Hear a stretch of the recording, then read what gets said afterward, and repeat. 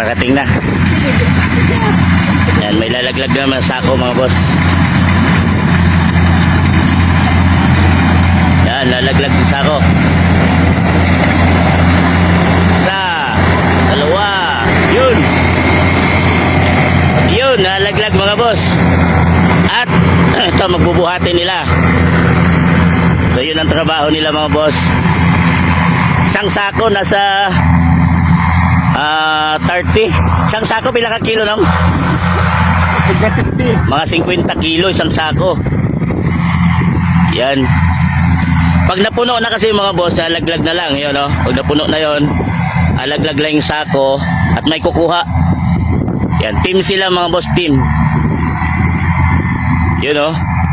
Mahigit 50 kilo yan mga boss. Yan bubuhatin at ilalagay doon sa side. Doon mga boss, itatambak sa may kalsada na para mabilis makuha. Mabilis makuha. Kumakaway. What's up mga boss? Ito yung harvester mga boss machine. Yan, nakasakay pa siya sa sasakyan. Bababayan mga boss. At yan ang gamitin pang harvest dito. So pala yan mga boss. Dito. Papakita ko sa inyo kung paano gawin niya mga boss. Pero bababa muna. Yan. Ay, ito na pala talaga. Yan, ito yung itsura. Yan. Talaga. Yan na mga boss. High-tech na ngayon. Kung dati ginagamitan ng ng karit para mag-aani ng palay, ngayon ito machine na. Ito na yung gagamitin mga boss. Yan more. Yan. May mga sako mga boss, oh. Yan. Ito yung lalagyan ng ng palay mamaya pag nagiling na. Ito. Yan, oh.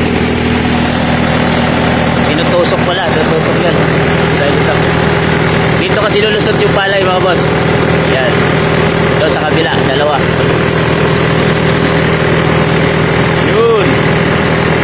Ready na yung sako para diretso. Yan. Yun pala.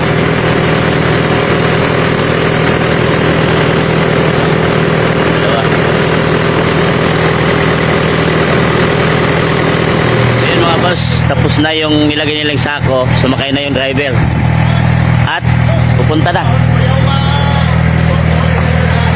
Yan, pupunta na yan dito sa palayan mga boss. Start na ng harvest. So yan. Baba. At start na. Binaba na mga boss. Yun. Wala.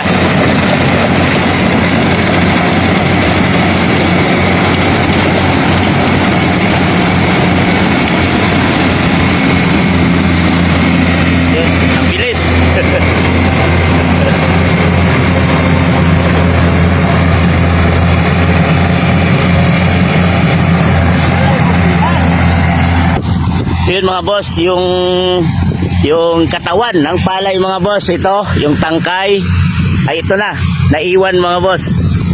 Yan o, ito yung dinaanan niya. Ito yung mga boss. At ang naiwan na lang doon ay yung butil ng palay. Ito mga boss, yung golden na yan. Yun na yung naiwan at may tao dong sasakay mga boss, 2 tao. Yung naglagay kanina ng sako ay isasako nila matik doon mga boss. Yan. Mabilis. Mabilis mga boss. Andun agad. Ayan o.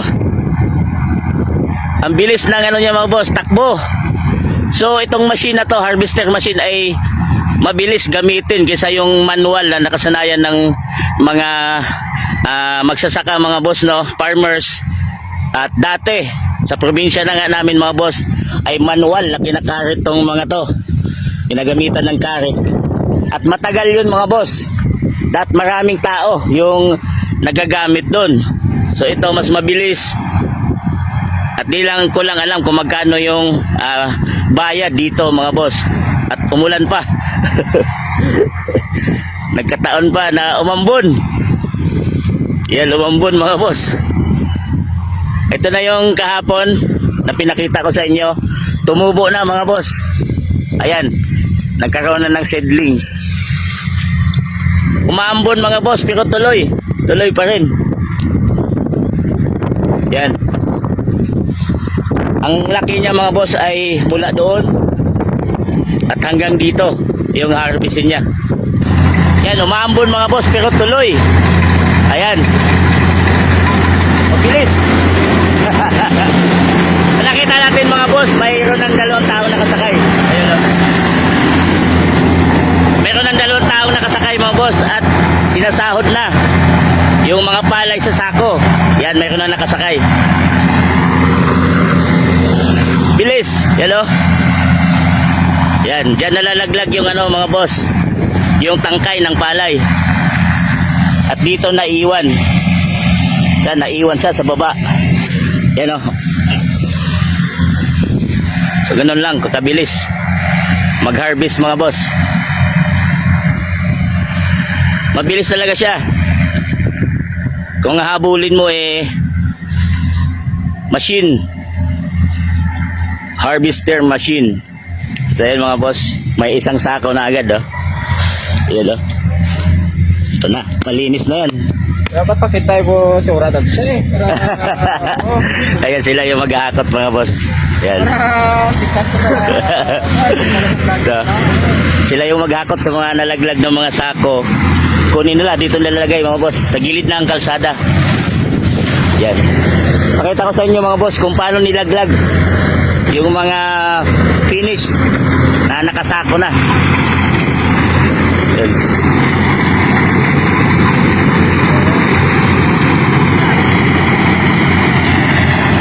Yan, mabilis yung driver nito mga boss.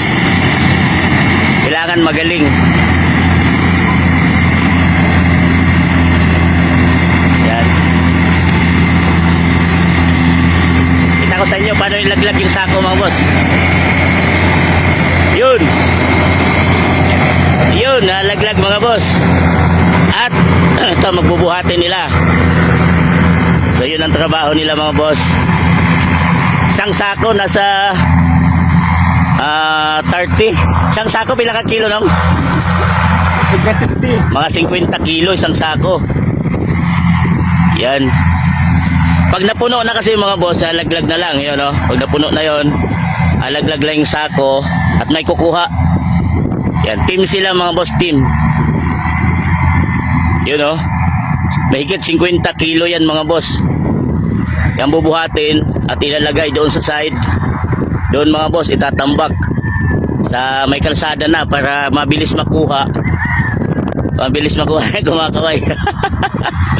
Mabilis makuha mga boss ng sasakyan kasi nasa gilid na ng kalsada. So yan. So yun yung sistema mga boss. Team yan sila. Kasama yan sila doon. May bali, mayroong 2 tao. 3 yun. Isang driver, 2 yung taga sahod ng palay na lagi sa sako. Pag napuno mga boss, tinatalian, binabagsak dito sa daan mga boss. At mayroong 4 na tao, so bali 7 silang lahat mga boss. Sila yung kumukuha, naghahakot ng palay at dinadala doon. So yun. Na-interviewin natin mga boss kung paano bang sistema o bayaran dito mga boss. Paano ano na yung bayaran? Pag makilo.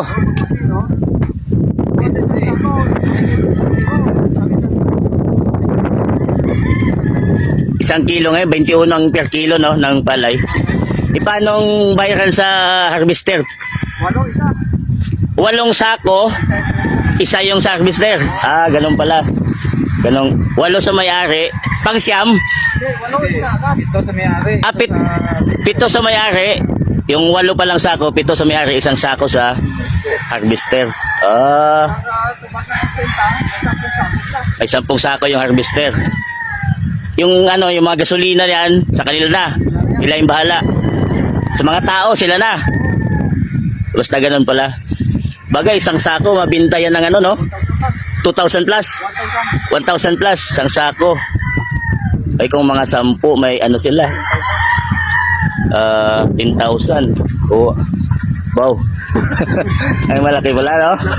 Oo ba? 10 sako, mga 1 oras lang nila kuhain niya, no? Di ba siguro ni Mano sa gasolina, no? Crudo. Matigas. Ito sigurado to, may 10 sako sila dito. Itong lapad na to, sigurado makakuha sila 10 sako. Wow, 10,000 di ba? Isang oras lang, mga sabihin natin,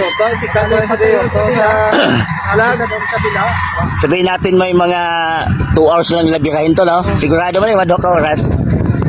May 10,000. Ay, maghapon, itatawid na lang sila doon. Mayaman mayari nito. Diyan naman, mahirap naman. Eh kung baklon, may milyon man din, oh. So, pag binili mo din naman tong harvester na to, milyon. Milyon ang halaga. Pero kung kumita naman sila at walang sira, panalo naman. Ayan, nalaglag na mga boss. Hintayin natin, nalaglag na yung sako.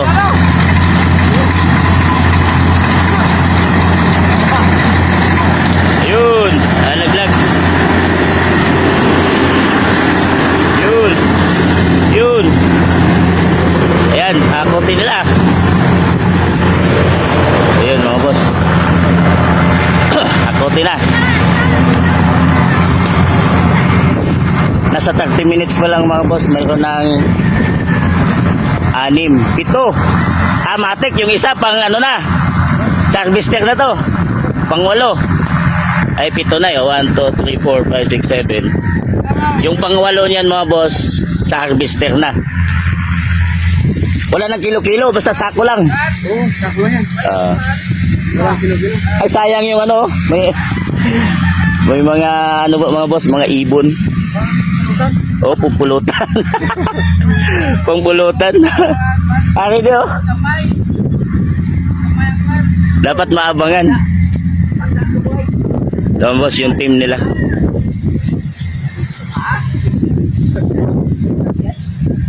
Yung ganun ang sistema mga boss.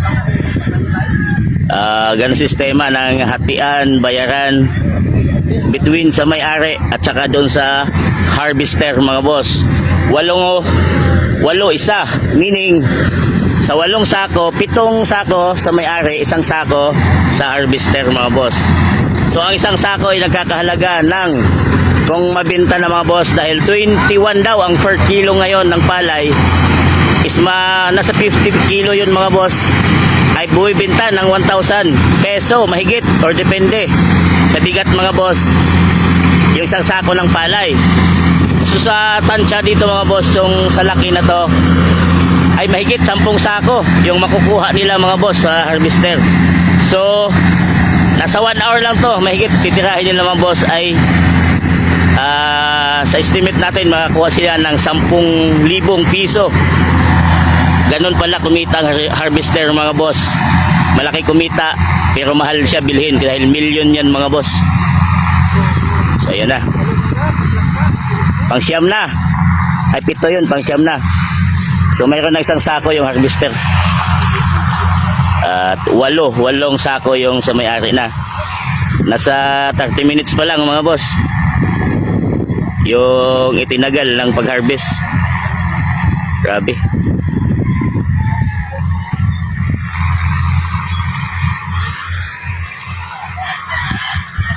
So yun mga boss, matatapos na. Gilid na lang.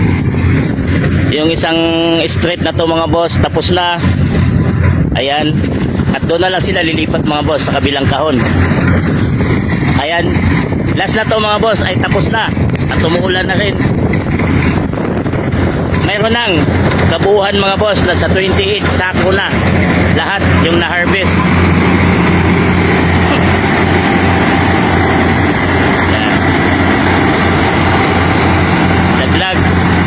Yun. Tapos na mga boss. Ito gilid. Tapos na. So lahat dito estimate natin at yung nandito ay nasa 28 sako na. So hanggang doon siguro mga 30 sako mga boss ang kabuhan na na-harvest dito sa area na to mga boss. 30 sako. So mayroon ng 3 sako yung ano doon. 2 sako na lang, may 4 na sako na yung harvester doon. At mayroong 26 sako sa may-ari mga boss. So yun yung hatian. So umuulan na mga boss at lilipat na sila doon sa area na yan. Yan. Yung team nila.